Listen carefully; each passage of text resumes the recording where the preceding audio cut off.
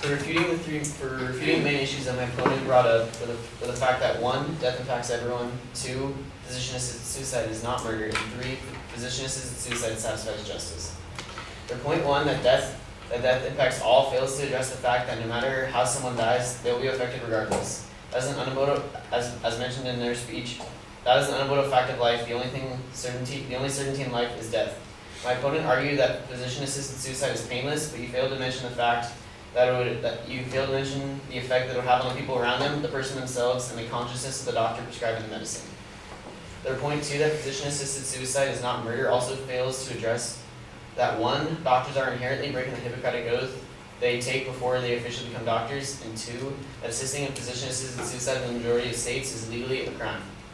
According to healthcare.findlaw.com, generally someone that assists with a suicide when he or she does some act which causes someone else to die, such as administering lethal doses of drugs, he or she provides the drugs or tools necessary for someone else to commit suicide when he or she knows those tools are likely to be used for suicide, advises someone else on the way to commit suicide, or persuades someone else to commit suicide.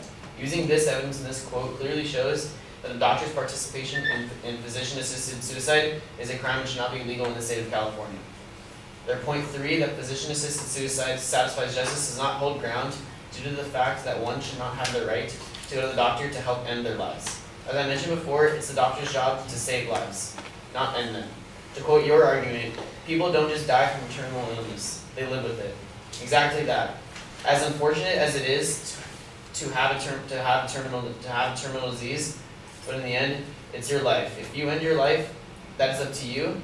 But if you involve someone else in that decision, that is immoral. Now to refute the rebuttal made upon my original claims, to reiterate the 3 points that I made were 1, that physician-assisted suicide would be ineffective because it not be fully accessible and targets specific demographics. 2, that it would corrupt the practice of medicine, and 3, that it could complicate family and personal relationships. My point 1, that it would be ineffective due to accessibility issue, was refuted by showing lower prices for assisted suicide costs, and argued that it would be inevitably cheaper than all the following medical and hospital bills. Although this could be true, again, from the deathofdignity.org provided the most effective and human forms of assisted suicide medication, which would in return harm the patient and their families due to not receiving the best treatment from their doctors.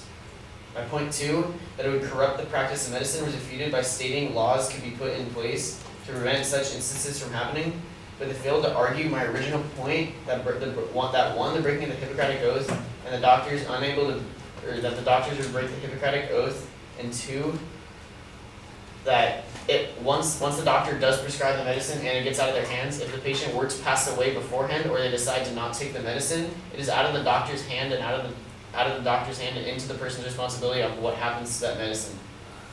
So in return, they would and the doctors that would be unable to be there when the patients take the medicine are barriers unable to be crossed with the evidence my opponent attempted to provide. Finally, my third point, that it could complicate personal and family relationships, was refuted by saying that the pain of seeing a family member passing away is worse than the consequences of physician-assisted suicide. This does not hold ground because it does not address the issues I mentioned about selfish reasoning and money debates. Yes, of course, you would want to be there for your loved ones in their last breath, but a lot of the time that's not how life works, and it still doesn't address the issues of money debates. Thank you.